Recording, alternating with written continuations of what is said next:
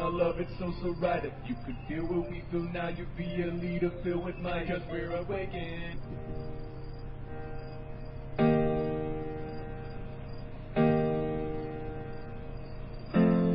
Thank you for listening to the Awakened Radio Network at awakenedradio.net, where we invite you to join us for the Prosperity Game.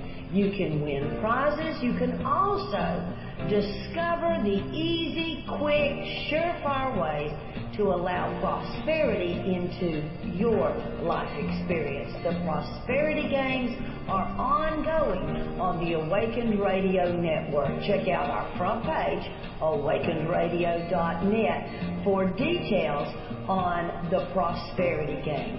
You can win prizes by calling in, by being in our chat room. You can even win by leaving comments in our forum. We've got all manner of ways for you to join us to play the Prosperity Game, where we all win and live beautiful, wonderful, on-purpose lives. Join us for the Prosperity Games at awakenedradio.net. Welcome. You are now tuned in to Your Unfolding Senses on Awakened Radio. I'm your host, Ragozzine. This show is all about opening to and listening to your full intuitive capabilities. I offer tips and techniques such as meditation, dream work, and more for relaxing and connecting to your intuition. I'm on the air Thursday at 9 p.m. Central, 10 p.m. Eastern. This show is brought to you by intuitionbyrob.net, helping you to connect to your own inner wisdom. Please enjoy the show and invite your friends. Hello everyone, thanks for tuning in. It's 10 p.m. September 5th, 2013. Welcome to Your Unfolding Senses. I'm Rob Ragozzine, your host, author, and explorer. Tonight's topic will be habits, food, and mindfulness. If you have any questions, you can join us in the chat room at awakenedradio.net and click on the live chat tab, or join us via Skype by adding Awakened Radio, or call in with 334-649-7204. And as we're talking about habits again this week, anyone who does call in and talks about how they might have changed one of theirs will be entered into a pool for winning a free mini numerology reading from me this week. So Your Unfolding Senses is all about connecting to your own intuition, your inner life, and your heart. So as we're paying attention to our food and being mindful about it, we're stepping into an awareness of ourselves, paying attention to our bodies. Essentially, learning to listen to our own inner guidance around food. And it doesn't matter our age, our background, or our ideology. It's making room in your life for your voice, your inner voice, to shine through. And many of us haven't found a way to hear the messages that are already coming into our life. And you may often notice billboards, coincidences, recurring numbers, or other patterns. And it's time to begin to find a way to pay attention to those, and that's why we're here tonight. So thanks for tuning in to Awakened Radio. If you've missed the shows that are on before me, please find time to listen to those, as they're all very good. And you can come to Awakened Radio and find the links to those shows by coming to the forums or searching for Awakened Radio in TalkShoe or on iTunes, and you can find all of our shows. And as you're listening, you can use this as an opportunity to make a commitment to tuning into yourself, suspend any doubt or disbelief that you might have, at least for the next hour, as we connect inward, listen to our hearts, and begin to pay attention to our needs, especially around food and nutrition. And gradually this space can unfold out into your outer life. And with that in mind, I invite you into a short meditation to help us center and create space for greater awareness. You might bring a question into your mind as you meditate, and as we're talking about habits and mindfulness, you can ask about a habit that keeps you away from those things that you really want, or how is a habit holding me back, or how can I create a new habit to move forward in my life? And then allow for a phrase or a word or a color or a symbol to come to you during the meditation as your answer, and make some sense of that. Ask for clarity if you don't fully understand. So finding a quiet space, sit or lie down, and closing your eyes and beginning to breathe slowly and gently, releasing any stress from the day, and breathing gently into yourself and your heart, letting go of any doubts or worries, and continuing your breath, letting your mind quiet and your body rest. Feel yourself filling with peace and tranquility. You may bring your focus to your heart. What has it been asking for? Allow your awareness of your heart to deepen as you breathe. Settle into stillness and feel all of your senses open, grow, and deepen. Know that this is a special place where you can clearly hear your own inner voice, however it speaks to you. Be mindful of how this space feels. You can open to the answer to your question or ask another one. Simply notice any messages available to you within this space. Your inner ear might hear a word or a phrase. Your inner eyes might see a color, shape, or picture. Your other senses might pick up on a fragrance or a taste or something else. Pay attention to all of these sensations. If you don't understand what they mean for you, ask for deeper clarity and allow for whatever comes to come. And if nothing does, that's okay. Don't force anything to happen. Rest in this stillness, tranquility, and inner peace. This could be the very thing your heart has been yearning for. Notice how your body feels in this time of stillness. Continue breathing into the parts of your body that feel tight or stressed, allowing yourself to feel the comfort of this space. Be grateful for it. Know that you can come here anytime. And as we prepare to leave, continue to have and feel gratitude for this special connection and any messages you received.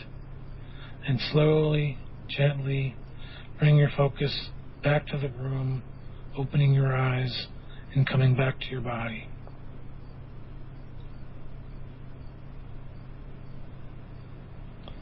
And when you're ready, stretching and perhaps jotting down any of your intuitive hits that you received in the meditation. And last week we worked with a color to connect with our intuition, and I'm choosing another color, blue, this week to wonder how it feels to you. So try to find a way to intuitively connect with the color blue. Perhaps if it's sunny out, you can look up at the sky. Perhaps you can paint a picture. Perhaps you can remember a room that you were in, that's your favorite room, that's the color blue. Perhaps you have clothes that are blue, that they're your favorite clothes.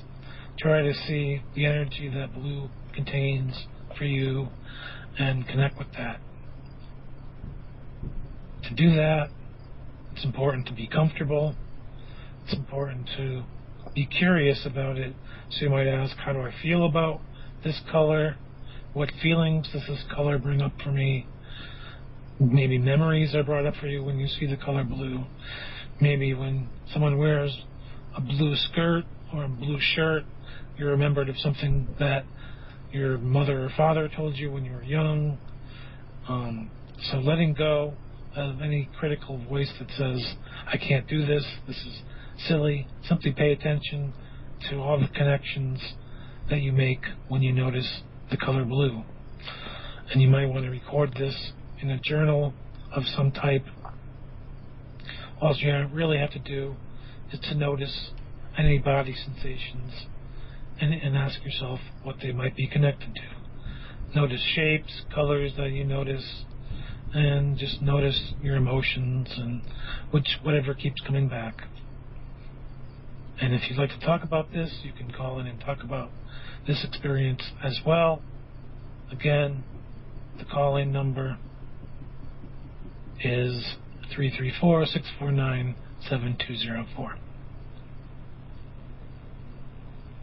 Now, last week we talked about habits and bringing mindfulness in this week, and to look at what triggers our habits and how we can begin to change these particular habits, and look at the triggers in our lives and begin to be consciously aware of them so that we can begin to change the rewards that we get from our habits and look at a different way to approach them.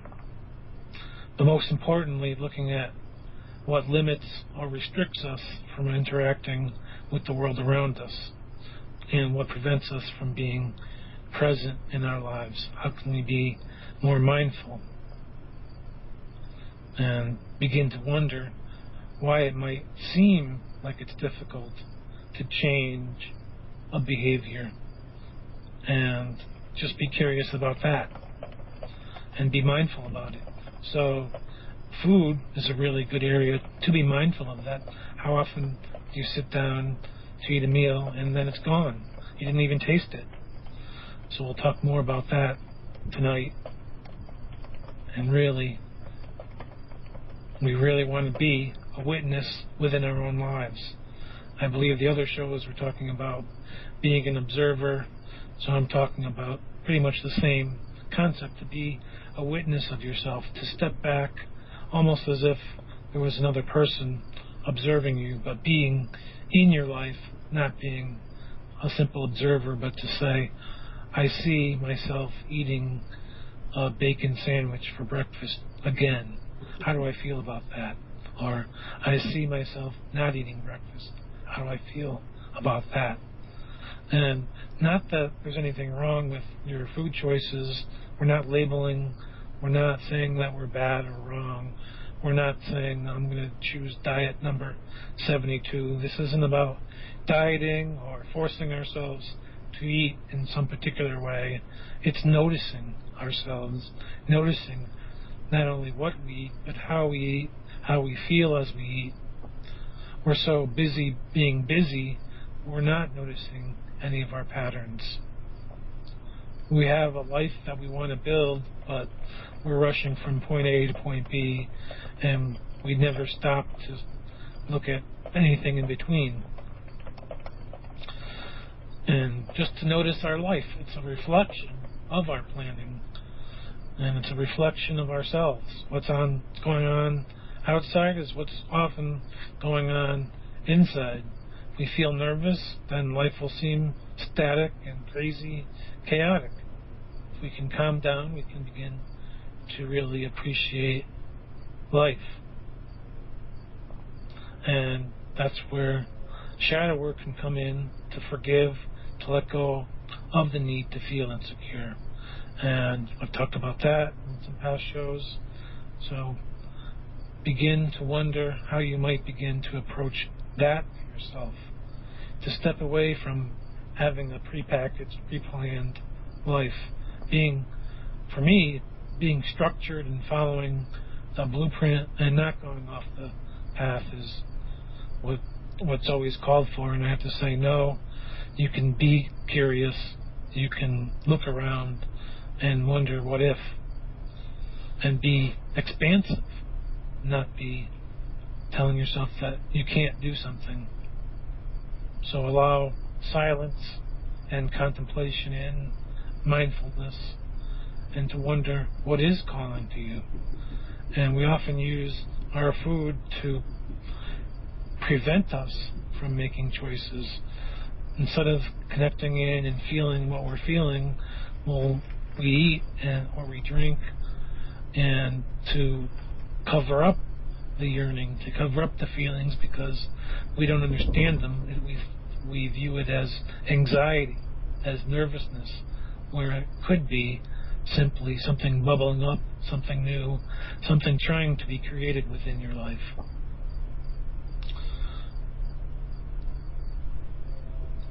Now, talking about habits, and there's a really good book by Charles Duhigg, and he talks about how each habit is triggered by a cue, and then that causes a routine, which is sort of like computer code, to automatically be run. So whenever we experience that cue, we run the code, it happens, and then we get some type of reward. So for instance, you're bored, you automatically say, I gotta get up. You start walking, you walk to the refrigerator, open it, look around, find nothing, then close it and sit back down. Or you eat something and you don't ever remember what you ate. Or you're sleeping at night, you wake up, you can't sleep, you get up and wander to the kitchen, make yourself a snack, watch TV, and eventually get back to bed, and then wonder why you're tired in the morning. You develop bad sleeping patterns, gain weight, feel bad. So just to notice these cues, to notice the rewards. So for instance, when you're bored, you might like to give yourself a different reward than going to the refrigerator. So maybe you play music when you're bored. So keep a music player by your desk and play a song, or go outside and walk, connect with nature, do something else to change the reward. And that's really the key important knowing here, is you can change your behavior if you begin to notice what your reward that you're looking for is, and then give it to yourself in a different way. So if you want to break your boredom, maybe you listen to music, or you create some art, or you go for a walk, whatever it is, just trying to stop the pattern that appears to be detrimental. You can shift the routine and change your habit. So, in those cases, food was important. You feel perhaps a moment of pleasure. So perhaps by getting up and wandering around the house and finding your partner, maybe you give them a peck. And so now you're building a deeper relationship with your partner, because now you're looking at, well, I'm now in deeper relationship with this person. You're trying to stop the cycle, whatever it is. So going outside, having a talk with your partner, listening to music, whatever it is. It's trying to see how you can change that habit, and really at the bottom of it is some particular craving.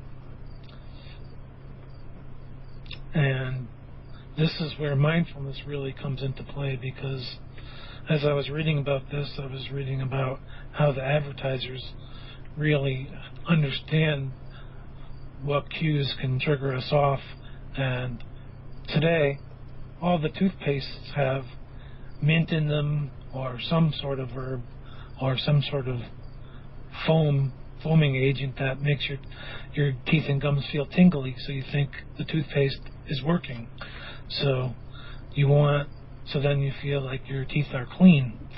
But in reality, the toothpaste isn't doing anything at all. You've just been driven into a habit by this cue and this craving for this tingly feeling. So just to notice what you're what you're perceiving, what you're craving, and what you perceive as a reward, and to see, I'm not saying don't brush your teeth here, I'm just saying notice and be mindful of the rewards and the cues and what you think and feel are the actual, what's the actual situation. So mindfully, you can choose a different cue. So if you want to get to the gym, then you can allow yourself to anticipate a reward, for instance. So in the book, they were talking about thinking about a smoothie, for instance. So when you get up in the morning and you want to go to the gym and then you're tired, so think about, if I go to the gym, I'll reward myself with a smoothie. That can help start the whole process of actually going to the gym, and to really appreciate that. So you really want to be in the appreciative mood of the smoothie. If the smoothie isn't your thing, then obviously that's not a good reward. So just to notice what a good reward would be for yourself, be mindful of it, and to really allow yourself to crave that. So just to notice what particular cravings are driving your habits, and to see if they can be changed. So we all have, now maybe not all of us, but a large percent of us have our buzzing phone. So as soon as the phone buzzes, doesn't matter where we are, in the grocery store, in the restaurant, we have to answer it. And we have to check our text or email or voicemail, and in many cases you feel good because it's a moment of distraction away from something that's tedious, especially if you're sitting at your desk or just alone and bored. So it's kind of an interesting habit to look at. For me, I've really turned off my ringtones and have the phone on vibrate, so unless it's in my pocket or I'm in the same room as the phone, I don't notice. So just to notice that particular craving. Why is the craving for the constant contact?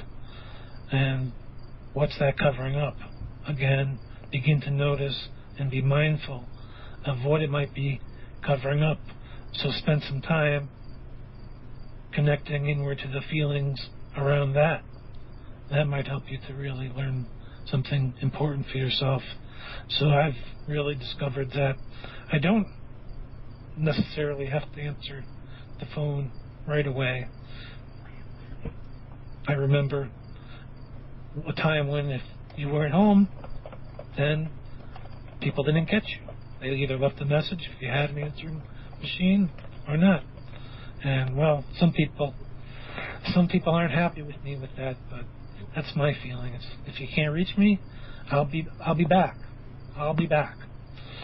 Anyway, so just to notice that, to be mindful of that, and to really start to pay attention to that, the need for that constant connection, or whatever it is that the reward and the trigger are covering up.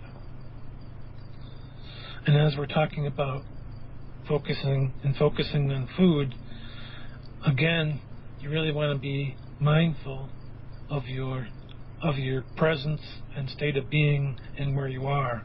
So the phone really reminds me of being in the mall, and think of the chaos in the mall, especially the smells and the foods that are available there, and to notice, if you go to the mall, where are the restaurants?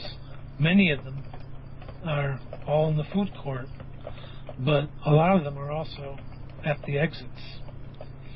So it's almost impossible to get out of the mall without smelling or seeing pizza or croissants or some kind of food. And then just to notice your urge to eat.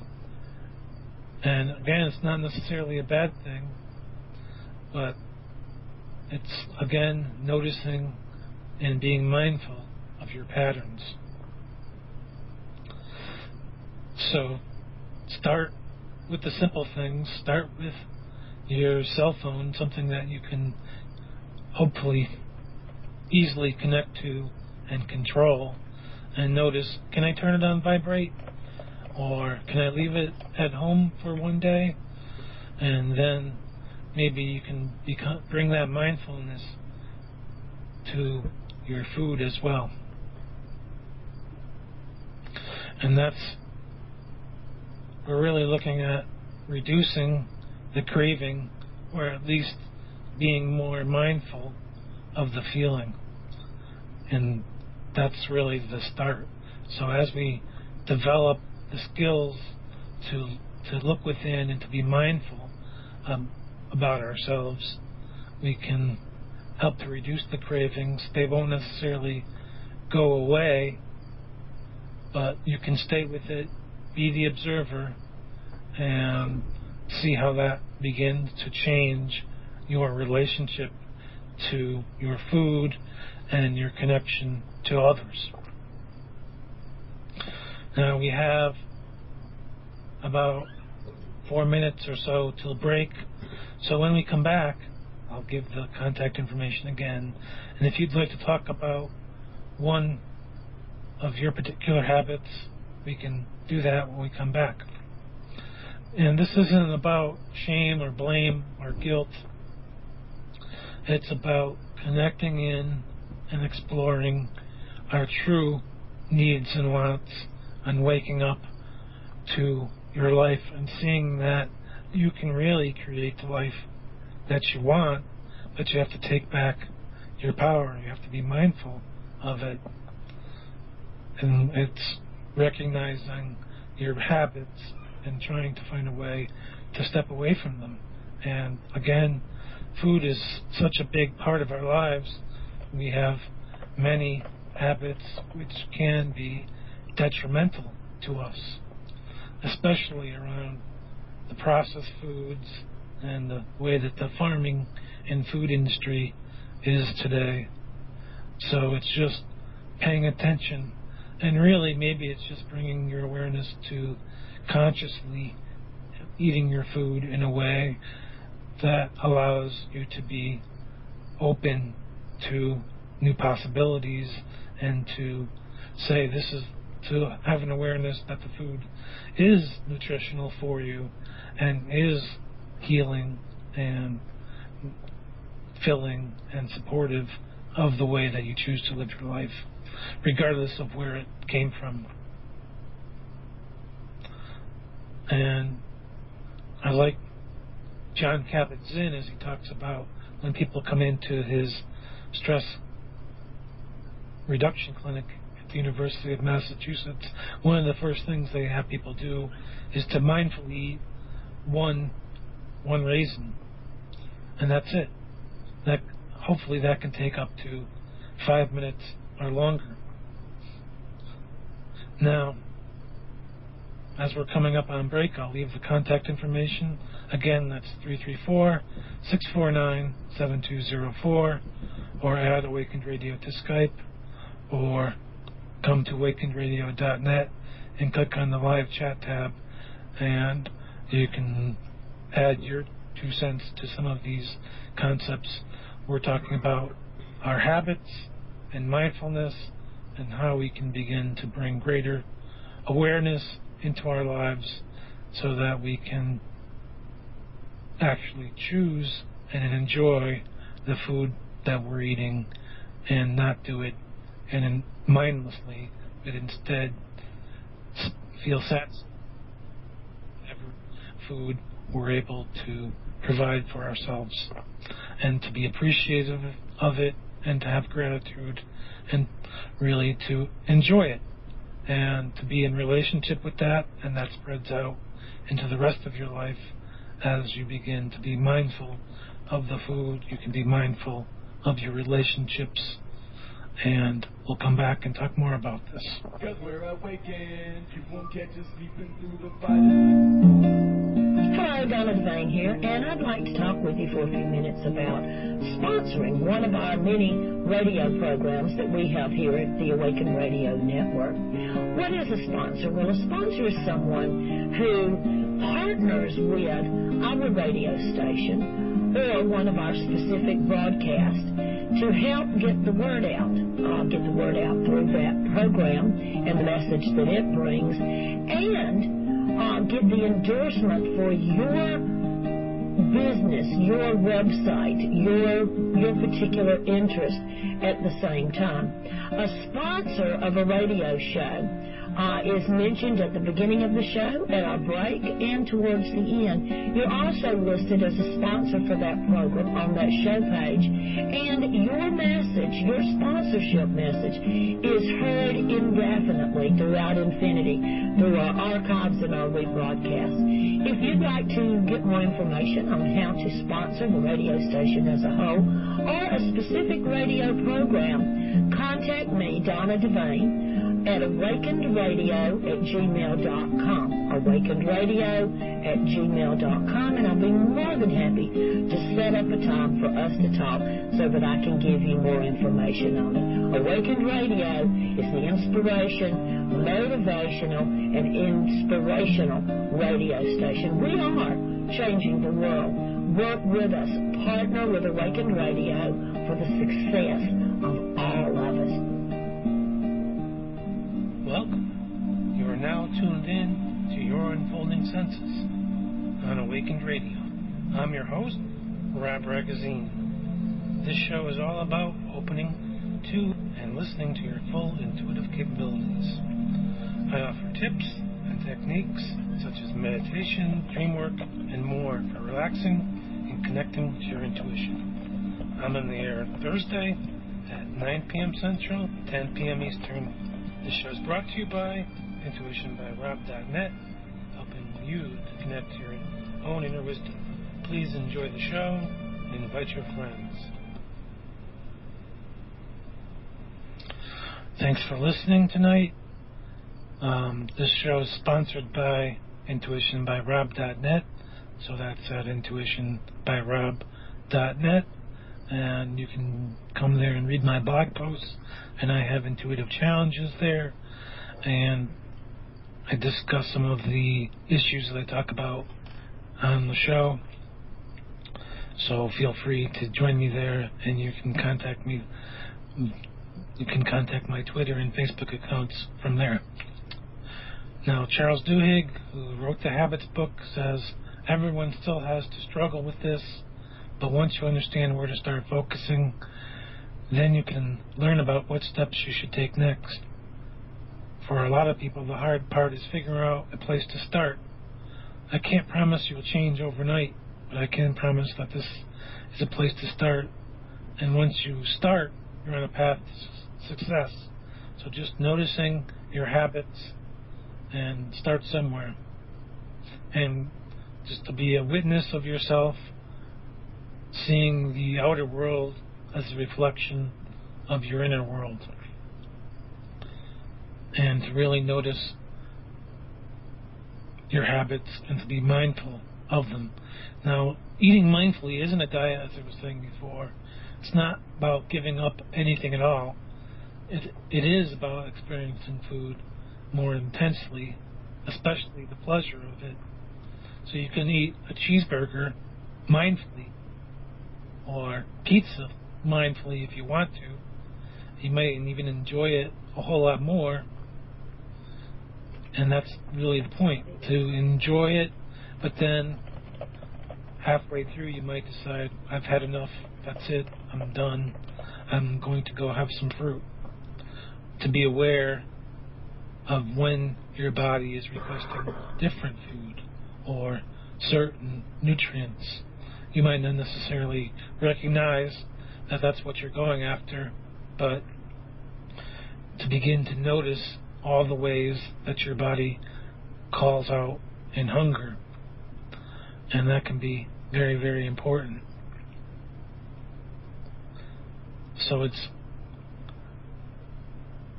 to notice, am I hungry? Where do I feel hunger? What part of me is hungry? What do I really crave? And what am I tasting just now? So just to notice those kinds of questions within yourself. And then on a deeper level, to really begin to notice food through all of your senses.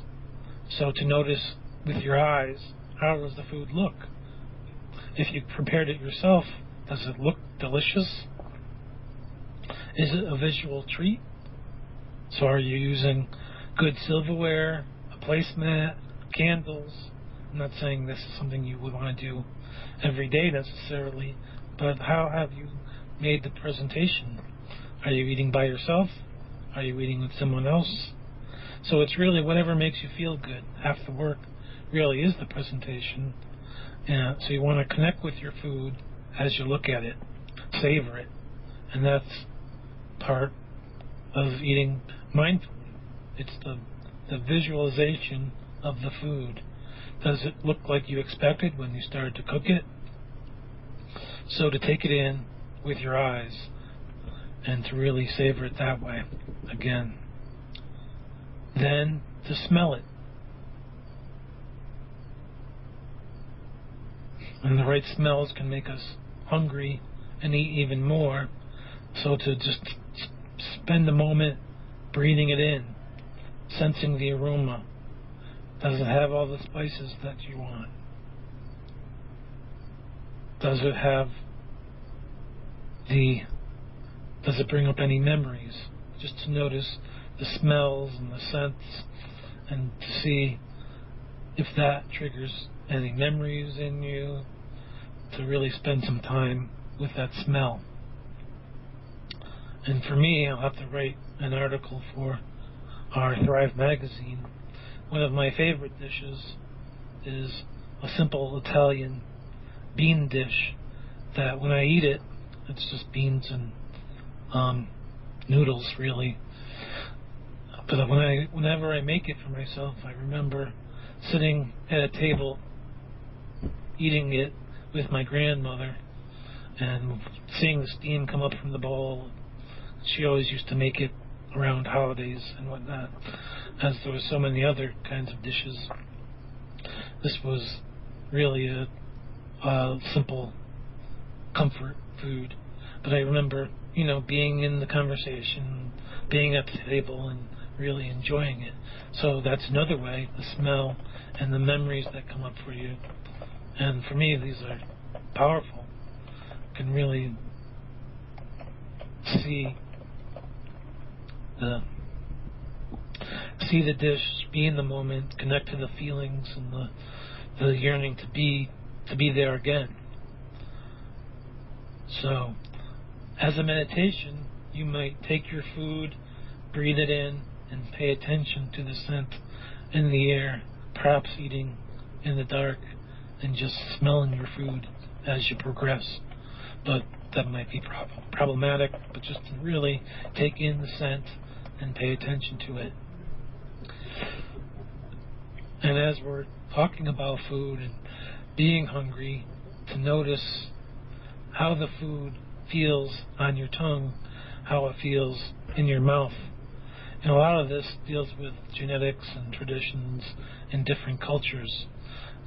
And different things taste different to different people. For instance, cilantro. Some people really like it, but then other people, it tastes metallic-y or soapy, and they don't like it at all. So to notice what kinds of things you crave. And for me, I really like spicy things. And in the chat room, we have someone saying they like chicken and dumplings and reminds of their grandmother. So just connect with those feelings and those yearnings and recognize that perhaps when you make those kinds of dishes, you're trying to reconnect with those feelings, with those emotions, and to really notice that, and to eat that dish mindfully, to bring up the memory, to savor it, and to really enjoy it. And to going back to the spicy foods, I remember making chili. I got into using some of the hot pepper extracts and I wasn't being mindful as I was cooking a big pot of chili, and I took a drop of it, one of the extracts, and tasted it. Didn't taste very hot in the moment to me, and then I just plooped in like a tablespoon of the chili, and they say, of the hot sauce, and right on the bottle it says, which I also didn't pay any attention to, use a few drops. So as I'm cooking, I noticed the heat sensation lingering and getting hotter and hotter, and I ended up having to divide the pot up into several different batches and storing them in the freezer. And later, a few weeks later, I had a friend come in from out of town who was visiting, and he didn't, as he was going through the freezer looking for something to eat for breakfast or something, I don't remember exactly. Luckily we had milk to calm the heat sensation, and he was mindful. He only took a bite, but he couldn't handle it. Really had to be mixed with other batches of chili. So just to notice, be mindful no matter what you're doing of the food. And in that case, I wasn't mindful. I was trying to, I guess, be cool and explore the food in a new way. And I think the spicy stuff is still, I still enjoy it, but then I see some of these shows on the food channels, and they're kind of off the charts. So, to notice, what do you like? Do you like spicy foods? And just to notice what tastes you really enjoy. Is it sweet, salty, the creamy, the chewy? And to pay attention to every bite. And turn off, going back to the cell phone, turn off the phone, turn off the TV, the radio, and to eat in silence, to see how that works for you. And in one of my exploratory moments, I read about durian, and this is one fruit to really go try. Keep in mind that it's huge. It's the size of could be the size of a watermelon, and it has spikes. And you spell that Durian, and it's a kind of an Asian fruit, and basically they say it smells like the underworld, but it tastes like heaven. So it's definitely a food to try in your mindfulness exploration. And I actually took one to work and tried it with some coworkers who are also reading about it, and kind of tastes like pudding, but more flavorful. And it does have an unpleasant odor, so you don't want it hanging around, obviously.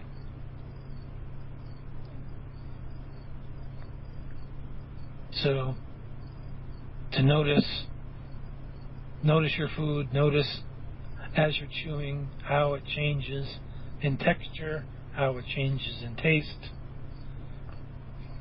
And going back to the durian, it's kind of has to be cut in half. It's very big, so like I say, it's about the size of a small watermelon, so it needs to be cut in half. And inside, you scoop out the innards. You don't eat the outer. The outer core is kind of hard, and people get hurt when it falls from the tree, because if they're underneath, you have this 20-pound fruit falling on their head with spikes. So it's not a good thing, but I don't think too many people hang around under the trees. Anyway, the mouth, and paying attention to your tongue sensations, and mindfully eating, and using some different types of foods to more mindfully eat, like the durian, to notice or to eat perhaps in the dark. And I notice some restaurants these days actually have nights where you can go and partake in an eating in the dark ritual, and that might be fun. So go and try something like that, or host one of your own with your friends. And then to notice, of course, your stomach, and to notice, is it grumbling?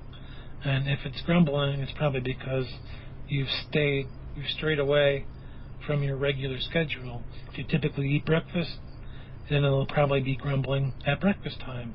But for people who don't, it probably won't be.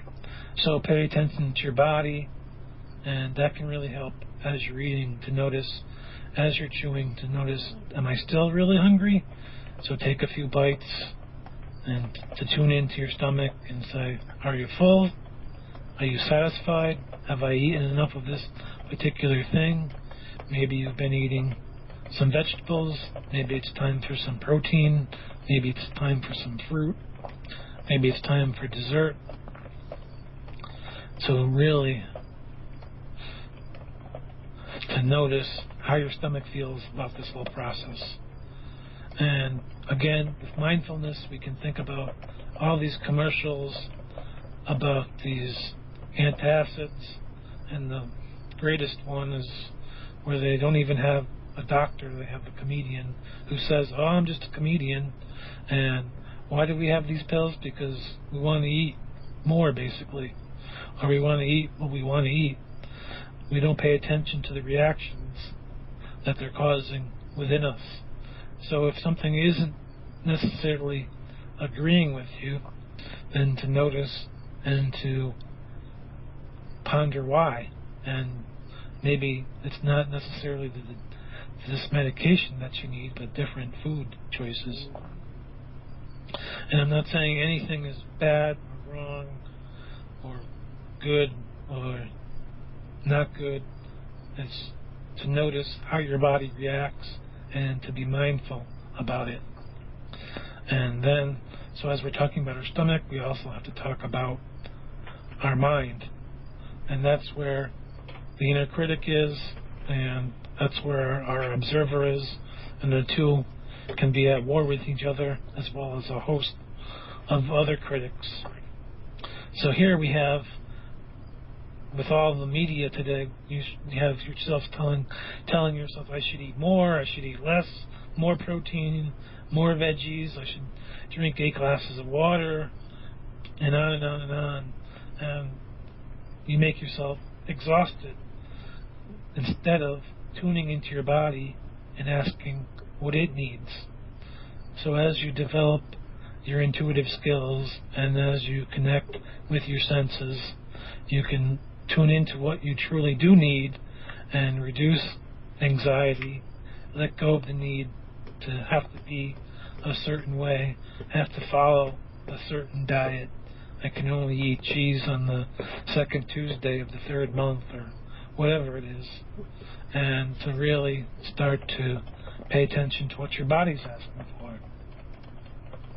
And of course, the heart plays a role here too. So as I was talking about my bean dish, it's what your heart is yearning for. The family dinners, the relationships, the comfort foods, and that dish really covers all 3 of those things for me, because it brings up the memories, it brings up the feelings, and it really helps me to connect to a powerful time. And it's nurturing. So, and what's really nurturing is to cook for yourself versus something that's in the box. So, as I was talking about before, having a nice place setting, having the room clear and well lit, and having the food laid out in a pleasing design. And to be willing to connect into all these various aspects of ourselves and ask, what do I need? What am I truly yearning for? And when we're connecting to our heart, it can't be just the food, but it's the relationships, it's the comfort, it's the peace and quiet, and really to notice your level of satisfaction as you eat. So, for instance, if you're going for a snack, to be aware of all this, be aware of your feelings, to be aware of what you're yearning for, and then not necessarily to avoid having the snack, but to notice perhaps what changes when you do have the snack, what needs are filled once you eat it, and really pay attention to that. Keep a journal, keep a log. And food can connect us inward, connect to our passion for creativity, like my making the chili. I really like being creative. I don't really have a particular recipe. It's just lots and lots of beans, lots of vegetables, and some random kind of meat. Could be bison, could be turkey, could be ostrich, whatever is on sale that week, whatever I feel like. Maybe it might not even be any meat in there. And another question you might think about is if you're eating to change how you feel emotionally, to change your heart. So as an exercise, if you're feeling lonely, feeling depressed, feeling cut off, then as you're eating, imagine yourself sending your food to your heart and feeling yourself wrap your arms around your heart, whatever you need to do to send the nutrition, send the comfort, send the love to your heart, and see how that changes things.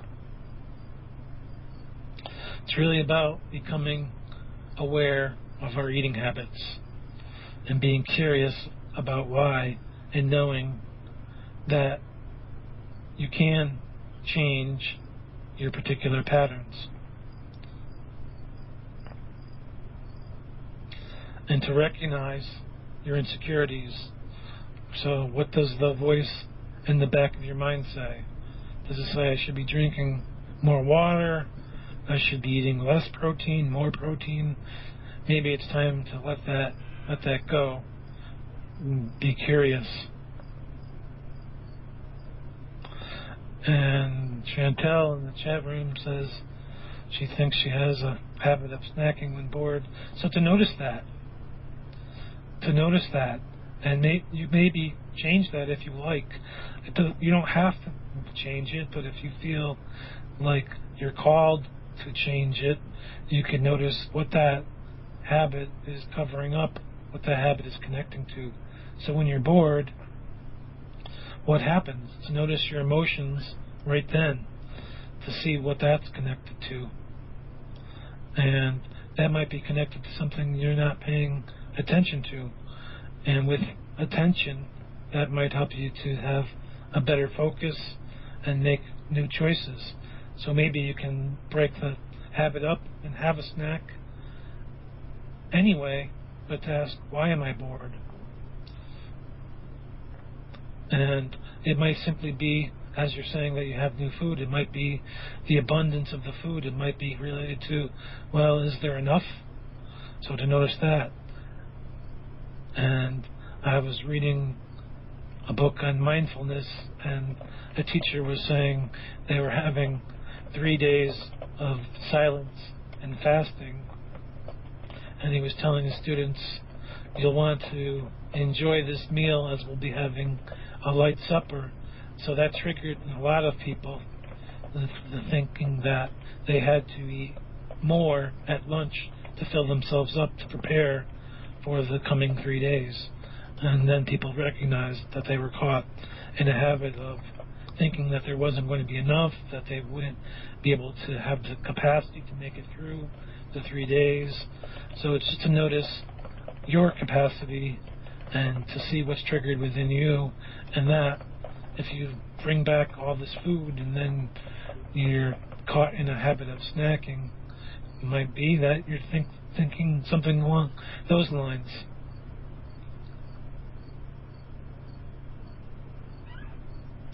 And again, this isn't about dieting and worrying about what you weigh and what you don't weigh.